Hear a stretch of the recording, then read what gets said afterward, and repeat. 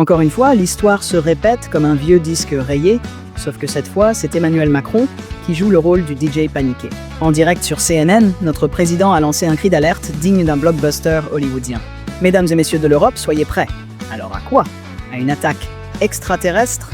À un nouveau variant de la réforme des retraites? Non, pire, à une guerre commerciale signée Donald, l'art de la négociation Trump.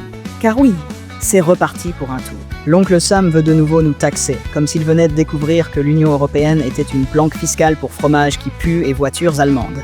Et comme d'habitude, Macron enfile son plus beau costume de diplomate de crise et tente de raisonner l'inénarrable Donald, lui rappelant subtilement que son ennemi numéro 1, c'est la Chine. Parce que bon, l'UE, c'est pas une menace. C'est juste une petite bande d'économies sous Prozac qui essaie de survivre entre une grève des agriculteurs et une réunion sur le prix du camembert AOP.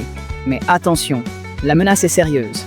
Trump a déjà sorti l'artillerie lourde. 10% sur les exportations chinoises, 25% sur l'acier et l'aluminium, et bientôt une taxe sur les baguettes et les bérets. Devant tant d'audace, Macron a sorti son arme ultime, l'argument de l'inflation. Il prévient les Américains que ces taxes risquent de faire grimper les prix chez eux. À croire qu'il pense vraiment que l'électeur de Trump va s'inquiéter d'une augmentation du prix du camembert au Whole Foods de Manhattan. Mais rassurez-vous, l'UE va répondre. Comment? Par des mots. Beaucoup de mots. Des déclarations enflammées.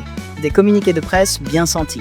Une potentielle réunion d'urgence où l'on décidera, après 3 jours de négociations, qu'il faudrait peut-être penser à organiser une autre réunion pour voir ce qu'on pourrait éventuellement faire. Bref, la grande parade européenne dans toute sa splendeur. Finalement, cette affaire de guerre commerciale, c'est un peu comme une saison de Dallas. Toujours les mêmes personnages, les mêmes trahisons et un scénario écrit à l'avance où l'Europe joue éternellement le rôle de la femme trompée qui croit encore aux promesses de son mari volage. On parie combien que dans 6 mois, on sera encore là, à écouter Macron expliquer qu'il faut se tenir prêt pendant que Trump s'amuse à taxer nos chaussettes.